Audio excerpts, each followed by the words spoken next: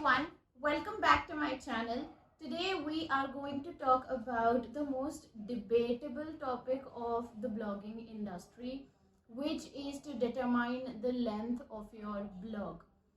I have been asked this so many times, so many people, so many new bloggers have come to me in my DMs on Instagram, LinkedIn, and the most common question is how how long should be the blog, right? This is the question that even my clients debate or discuss a lot, that whether it should be a shorter blog, or when you say long form blog, how long blogs are we talking about? So this is exactly that we are going to discuss in this blog. I hope after you have finished watching this video, you will have a proper understanding of what length should you choose for your blogs. So now let's get into the video, but before that, make sure you subscribe to my channel if you haven't done that yet. Now let's get into the video. Let's start with the most important point of this whole discussion. Does the length of the blog matter at all? Why, if it does? So yes, the length of your blog does matter. Looking at it from the perspective of SEO, which is the whole point of creating blogs to rank on Google, it is very important. Why? Because somehow longer content, it gives you more space to talk more about your topic. That's it. That is the whole point. Because ultimately Google will rank your article if your article is the best on the web on that particular topic. I have some of my blogs that have started ranking on not just the first page, but they are the very first blog that comes on for that particular keyword. Now, how does Google judges you for that? How does Google know that this is the blog that should be ranking for this particular topic? Well, it's not that simple, because Google follows a lot of parameters. But for you as a blogger, you have to understand that longer the post, it gives you more liberty to write more content, which makes it easy for you to rank on Google. Why? Because, well, with more length of content, you get more space to use more keywords and to use all the SEO tactics that should be used to rank your blogs on Google. So yes, longer blogs do matter, but having said that, it does not mean that every single topic has to go beyond 2000 words. No.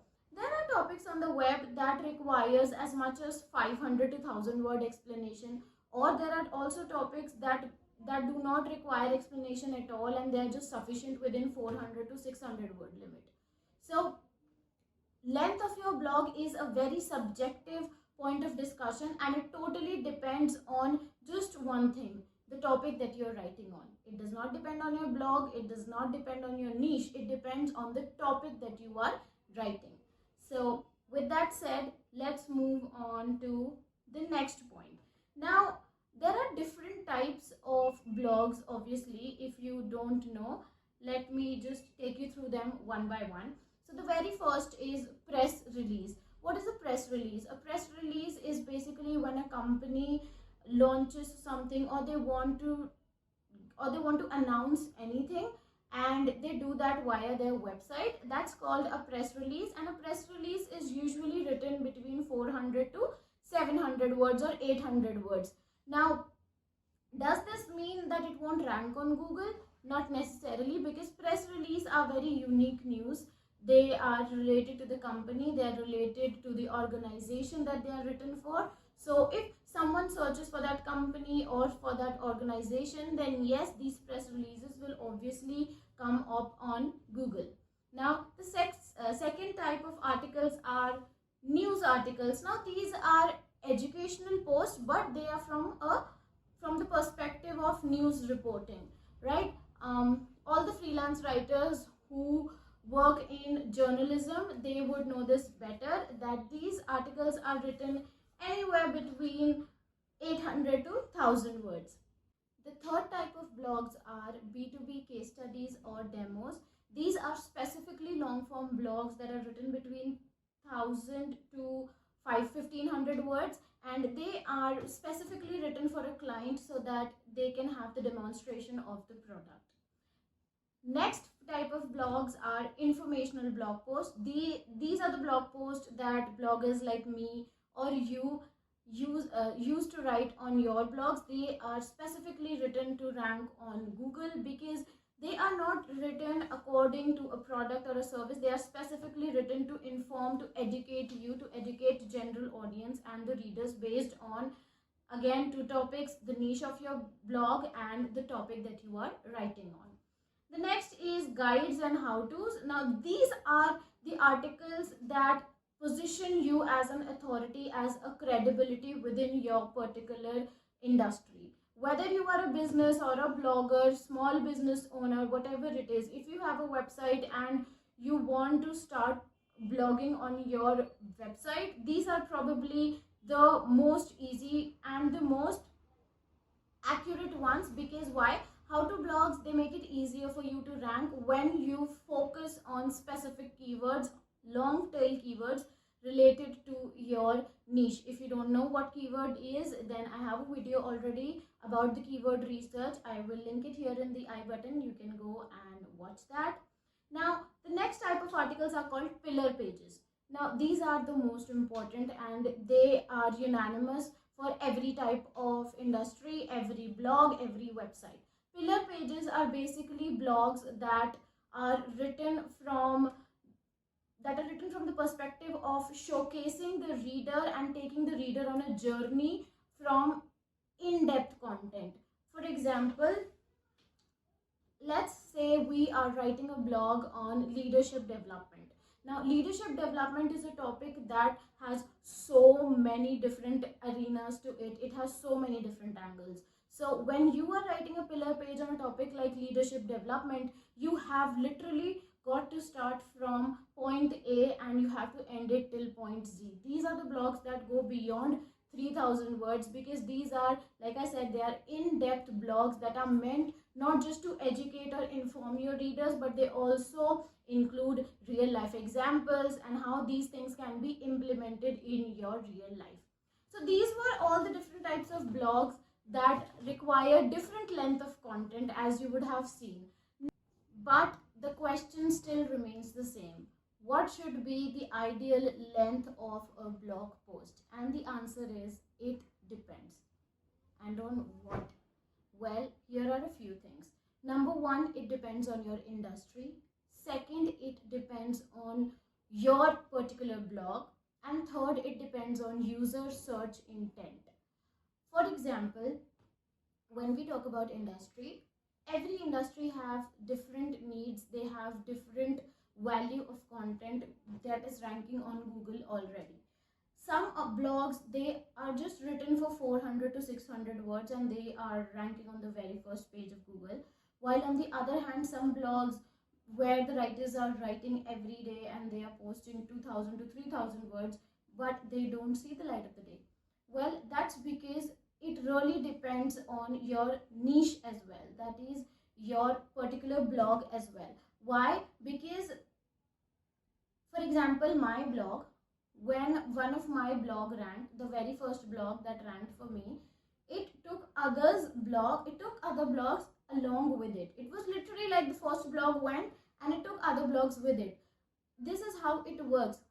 And also, now that I've been doing this for the past 8 months, I understand, I have realized that for my blog, 1500 words is the soft spot. Like if I am writing blogs, I have to maintain that word length for my blog, because plus 1500 words is what my blog is ranking for, what most of my blogs have ranked for. And I believe this is also what Google is also looking for when it comes to my blog, because all of my blogs that have been ranking on Google, they are plus 1500 or plus 2000 words blog. So that is for me. Now the third important thing is user search intent. So when I say user search intent, what do I mean by that? Now if you have watched my video on the content research, I will again link it at the I button. So in that video, I talked about this very specific section on Google, which is people also ask for. And I advise you that everything, all the queries, all the questions that come up in that section of the blog, if you include those sections in your blog, it makes it more easy for your blog to rank on Google. Why? Because Google sees that you are prioritizing what people are searching for and you are answering those questions in your blog. This makes it easy for Google to prioritize your blog, and then they rank your blog or for that particular keyword. So the length of your blog is as important as how many queries people are putting forward. For example, the leadership development keyword example that we just talked about, it is a pillar page post, right? It is the kind of post that requires an in-depth understanding. But what is the use of writing that post if nobody is searching for it?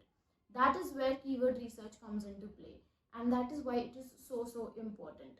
So this is how I have learned to recognize, to understand what length of blog should be there for my blog. Okay, this is how it all works. Blogging is whole lot of trial and error. I always say this.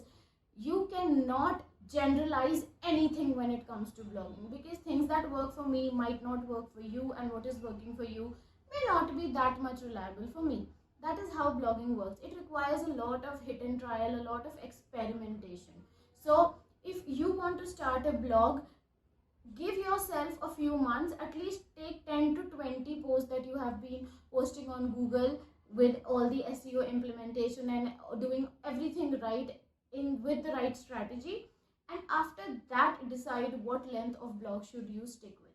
And now if you are interested to learn everything about building a blog, right from the point of setting it up to earning from it, I am hosting a workshop to help you set your blog for success, and it is happening on 16th and 17th September at 4 p.m. IST.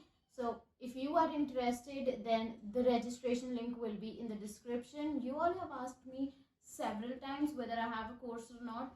So this is your best bet, because I am not hosting it again anytime soon, at least not until the next year when I have bigger and better blog and to share more strategies with you. But as of now, this workshop is your best bet. So if this is something that you would be interested to learn, then don't forget to register for the workshop from the link in description. I will see you in the next video with more writing and blogging knowledge. Until then, subscribe to my channel if you haven't done that, and I'll see you in the next video. Thank you for watching.